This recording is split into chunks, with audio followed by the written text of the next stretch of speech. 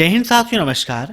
आज की इस क्लास में मैं आपके लिए लेके आया हूं O level M1 R5 IT tools and network basis का पेपर सॉल्यूशन। जी हाँ दोस्तों, एग्जाम में पूछे गए क्वेश्चंस और उनका सॉल्यूशन आपके लिए बहुत ज़्यादा इंपॉर्टेंट है, क्योंकि कई सारे क्वेश्चंस कई बार आपको एग्जाम में रिपीटेड मिल जाते हैं। तो इस क्लास को लास्ट तक आप जरूर अटेंड करिएगा। साथ ही साथ में एक नोटबुक और पेन जरूर रखिए, ताकि जो पॉइंट्स मैं आपको बताऊं उनको आप नोट कर सकें और आसानी से एग्जाम टाइम पर रिवाइज कर सकें। और हर शाम 8 बजे आपके लिए ओ लेवल M1 R5 की यह क्लास अवेलेबल है। तो जिनका भी एग्जाम है वो हर शाम 8 बजे ओ लेवल फर्स्ट पेपर की इस क्लास को आपके अपने इस चैनल अभय एक्सेल कंप्यूटर पर अटेंड करते रहें। साथ ही साथ ओ लेवल M2 R5 और ओ लेवल M3 R5 की क्लासेस हमारे दूसरे चैनल प्रोग्रामिंग ट्यूटोरियल पर हो रही हैं, जिसकी लिंक मैंने वीडियो के नीचे दे रखी है। वहां से आप उसे अटेंड कर सकते हैं। टाइम वेस्ट ना करते हुए चलिए शुरू करते हैं आज की ये क्लास, क्योंकि सीधी बात नो बकवास, यही है अभय एक्सेल की class. Let's begin in this topic.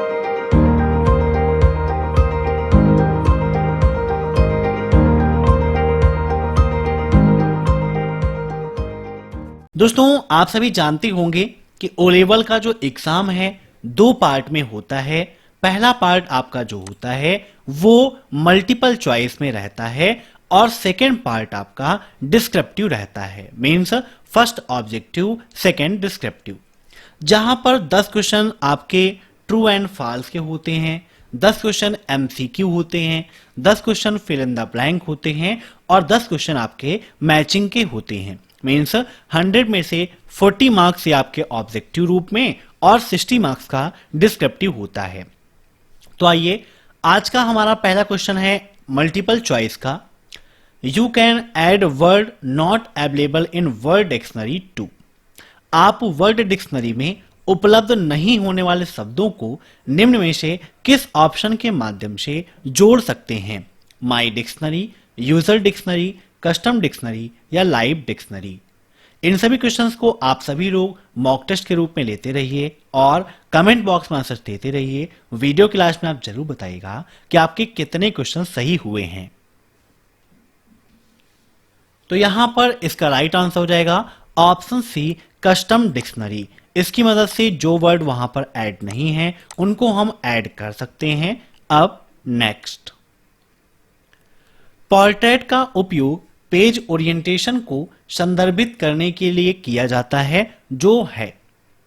पहले आपको यह जानना चाहिए कि पोर्ट्रेट और लैंडस्केप क्या होते हैं। कभी कभी एग्जाम में पूछ लेता है कि पोर्ट्रेट और लैंडस्केप क्या है। तो यह आपके पेज ओरिएंटेशन है। जब आप पेज लेआउट पर जाएंगे, ओरिएंटेशन पर क्लिक करेंगे तो वहां पर 2 व्यू आपको मिलेंगे, एक पोर्ट्रेट, दूसरा लैंडस्केप। जैसे यहाँ पर देखिए राइटर आपका ओपन है, फॉर्मेट पे आप जाते हैं तो यहाँ पर कई सारे ऑप्शंस आपको मिल जाते हैं, जहाँ पर पेज स्टाइल भी दिया गया है, टाइटल, कमेंट, ये सब भी दिया गया है। तो पेज स्टाइल पर जब आप क्लिक करते हैं तो वहाँ पर कई सारी चीज़ें आपको मिलती हैं, जैसे ऑर्गेनाइजर है, पेज है, एरिया है, हेडर है, फुटर है, बॉर्डर, कॉलम, फुटनोट, ये सारे ऑप्शंस आपको मिलते हैं। ऐसे टूल्स पे जाते हैं तो टूल्स पे जो आपकी सेटिंग से संबंधित ऑप्शंस हैं यहाँ पर आपको मिल जाते हैं। ऐसे ही फॉर्म, टेबल इंसर्ट करने की शॉर्टकट की एग्जाम में पूछता है तो लिब्रे ऑफिस राइटर में Ctrl+F12 का उपयोग करते हैं टेबल को इंसर्ट करने के लिए। ऐसे ही यहाँ पर स्टाइल दिया गया है, जहां पर हेडिंग 1, हेडिंग 2 और हेडिंग 3 दिया गया है। हेडिंग 1 के लिए हम उपयोग करते हैं Ctrl+1 का, हेडिंग 2 के लिए Ctrl+2 का और हेडिंग 3 के लिए Ctrl+3 का उपयोग करते हैं। ऐसे ही फॉर्मेट पे आप देखें तो यहाँ पर टेक्स्ट, स्पेसिंग, अलाइन, लिस्ट, ये ऑप्शंस आपको मिल जाते हैं। जहां पर टेक्स्ट में देखें तो बोल्ड, इटैलिक, अंडरलाइन, ये ऑप्शंस मिलते हैं। ये शॉर्टकट की भी आपके लिए इंपॉर्टेंट है, एग्जाम में पूछ जाती हैं तो इन्हें आप नोट कर लीजिएगा। जैसे बोल्ड के लिए Ctrl+B, इटैलिक के लिए Ctrl+I, superscript Ctrl+A+P, subscript Ctrl+A+B, increase size, decrease size, ये सब कुछ आपके लिए काफी इंपॉर्टेंट है, इनको आप नोट कर लीजिएगा। अब यहां पर देखिए जैसे व्यू में ये normal view, web view, user interface में कई सारे दिए गए हैं, तो जिस प्रकार से आप चाहते हैं उस प्रकार से आप इसको देख सकते हो। ठीक है, याद रखिएगा।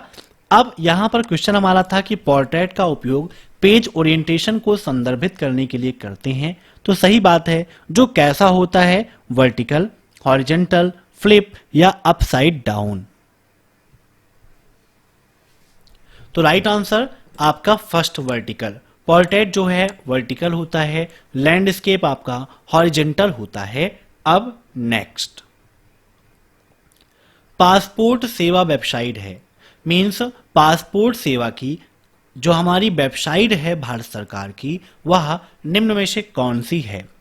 www.passportindia.gov.in, www.passportindia.com, www.passportindia.edu या www.epassportindia.gov. बताइए क्या होगा इसका राइट आंसर? तो इसका राइट आंसर हो जाएगा ऑप्शन फर्स्ट, www.passportindia.gov.in। एक चीज आपको ध्यान में रखना है कि हमारे भारत सरकार की जो भी वेबसाइट्स हैं उसमें लास्ट में .gov.in आपको मिलता है, तो इस चीज को ख्याल रखिएगा। अगर ये नहीं है तो मींस वो क्या है, इंडियन गवर्नमेंट की वेबसाइट नहीं है। अधिकतर की मैं बात कर रहा हूं, कुछ वेबसाइट्स ऐसी हैं जो इंडियन गवर्नमेंट की हैं लेकिन .gov.in वहां पर नहीं लिखा हुआ है, लेकिन भारत सरकार ने उसे लॉन्च किया है। अब next, ORS stand for, ORS का फुल फॉर्म क्या है? Open resource system, online registration system, open reform system या ओपन रिपेयर सिस्टम। बताइए ORS का फुल फॉर्म क्या है? तो ORS का फुल फॉर्म होता है online registration system. Option B is right. Hospital में आपको दिखाना है तो उसके लिए ऑनलाइन पंजीकरण होते हैं, वही है आपका ऑनलाइन रजिस्ट्रेशन सिस्टम।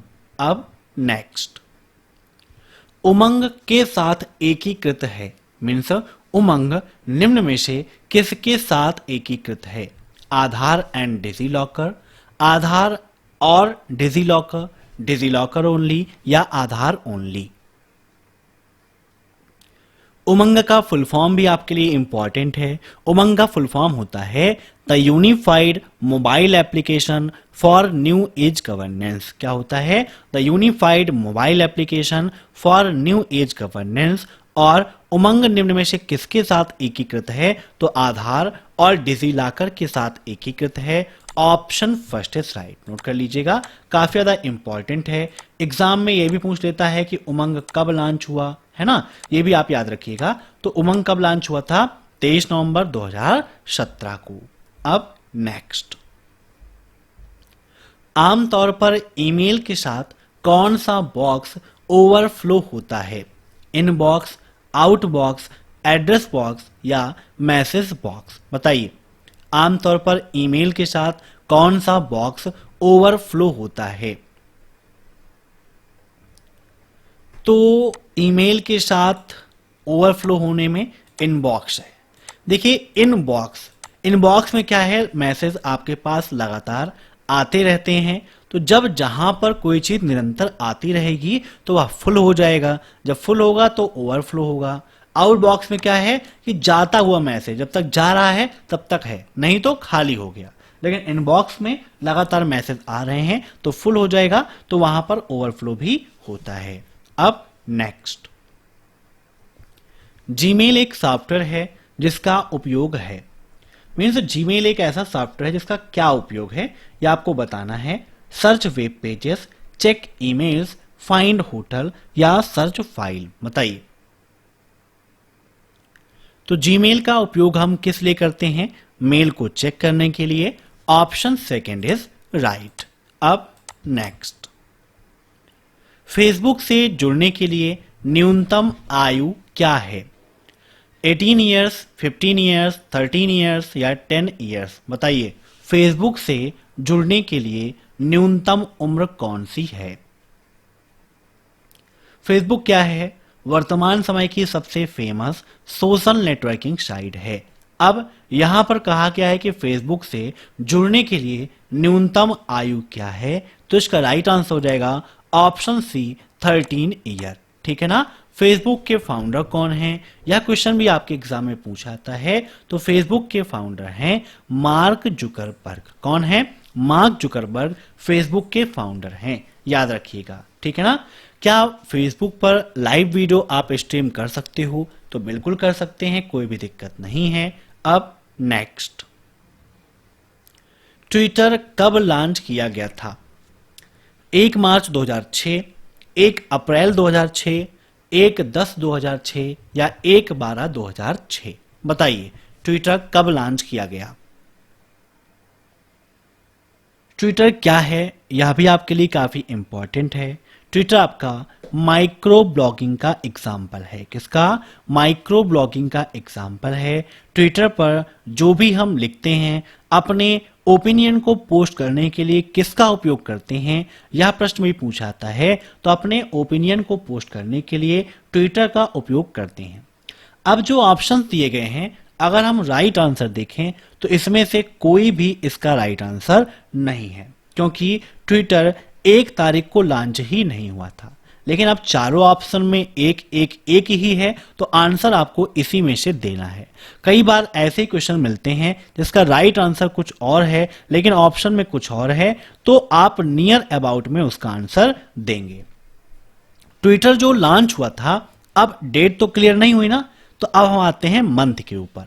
लॉन्च हुआ था मार्च में, इसीलिए यहां पर इसका राइट आंसर 1 मार्च 2006 पर हम टिक कर देंगे, क्योंकि 2006 में लॉन्च हुआ था, मार्च में लॉन्च हुआ था। भले ही 1 तारीख को नहीं हुआ था। कब हुआ था? 23 मार्च को हुआ था। कब?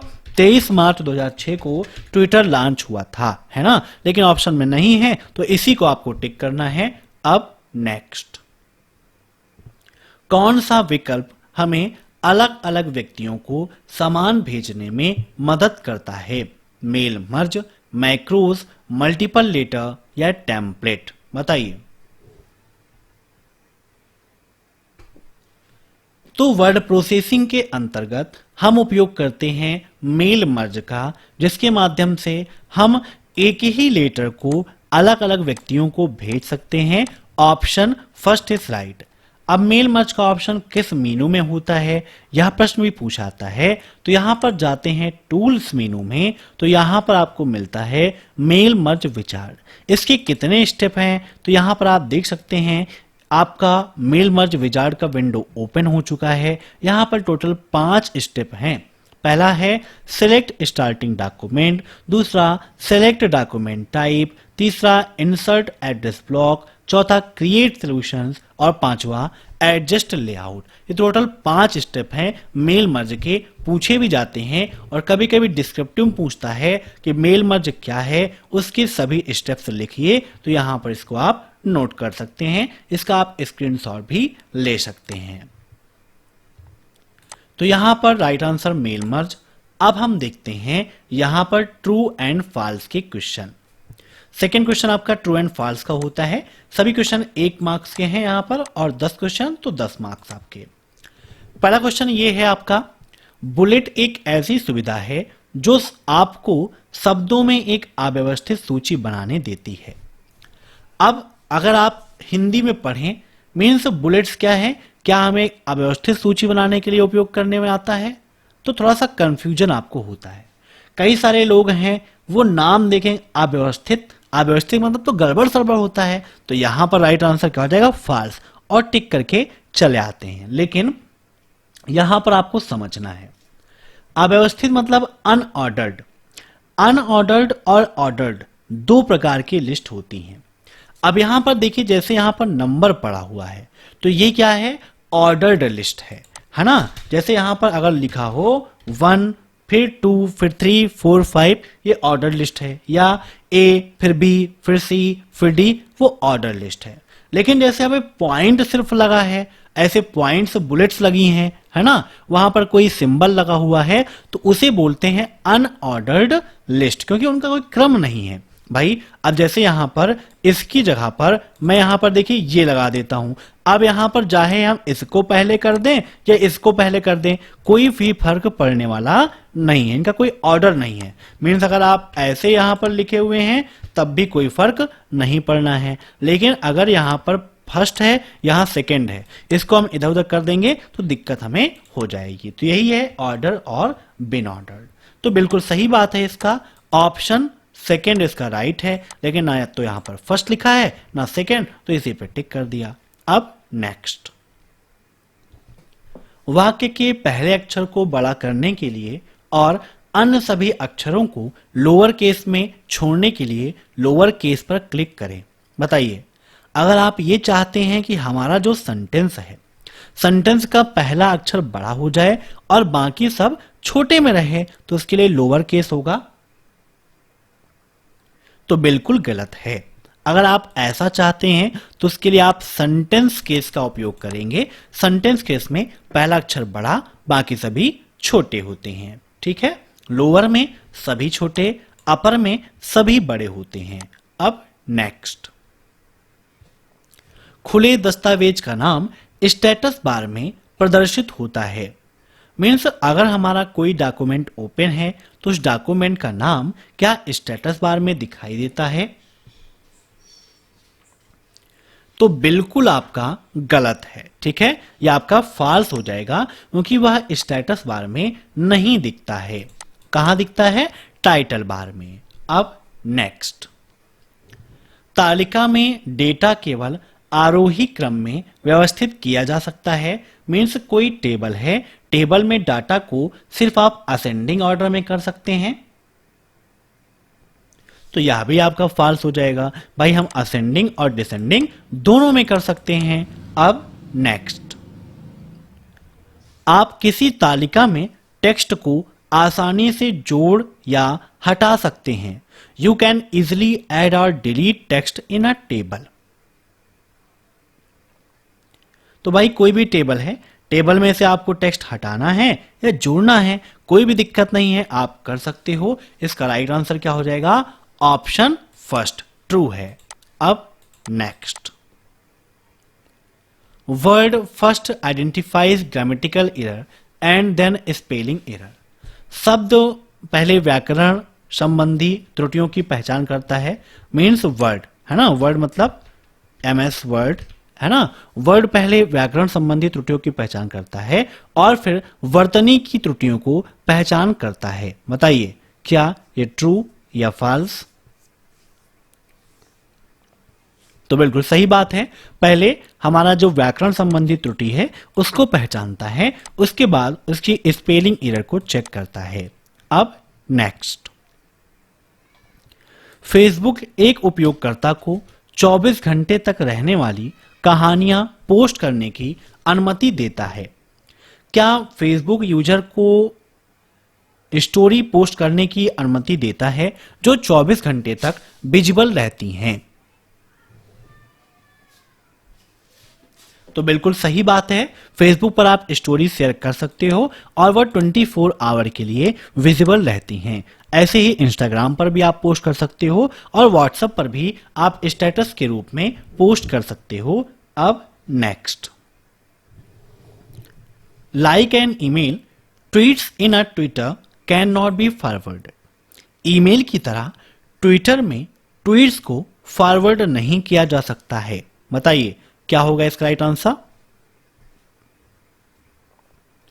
तो ये आपका फॉल्स हो जाएगा, ठीक है ना, क्योंकि आप ट्विटर में ट्वीट को फॉरवर्ड कर सकते हो। अब नेक्स्ट,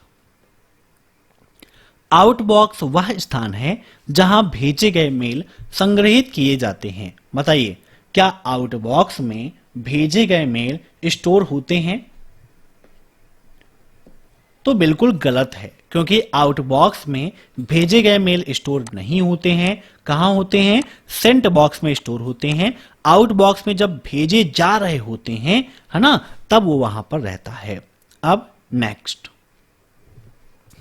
www.passportindia.gov.in भारत में पासपोर्ट सेवाओं के लिए वैध वेबसाइट नहीं है। ट्रू या फॉल्स? बताइए क्या होगा इसका राइट आंसर। क्या www.passportindia.gov.in भारत में पासपोर्ट सेवाओं के लिए वैध साइट नहीं है? ये क्वेश्चन अभी देखिए हमने थोड़ी देर पहले एमसीक्यू में डिस्कस किया। कई बार एग्जाम में ऐसे क्वेश्चन मिल जाते हैं जो ऑब्जेक्टिव में भी और ट्रू एंड फॉल्स में या मैचिंग में या फिल इन द ब्लैंक में थोड़ा सा डिफरेंट होके मिल जाते हैं। तो यहां पर इसका राइट आंसर हो जाएगा ऑप्शन सेकेंड फॉल्स। ठीक है, याद रखिएगा। तो ओ लेवल M1 R5 की क्लास में जो पेपर सोल्यूशन हम लोग कर रहे हैं आज बस इतना ही। नेक्स्ट क्लास में हम लोग मैचिंग और फिल इन द ब्लैंक को देखेंगे और फिर हम डिस्क्रिप्टिव के बारे में भी डिस्कस करेंगे। तो हर शाम 8 बजे आप सभी लोग अभय एक्सेल कंप्यूटर पर तैयार रहिएगा ओ लेवल M1 R5 की क्लास अटेंड करने के लिए, और M2 R5 और M3 R5 M4 R5 की क्लासेस के लिए हमारे दूसरे चैनल प्रोग्रामिंग ट्यूटोरियल को विजिट करिए। वीडियो के नीचे मैंने लिंक दे रखा है, फटाफट विजिट करिए, देखिए, पढ़िए और एग्जाम में टॉप करिए। Thanks for watching my video.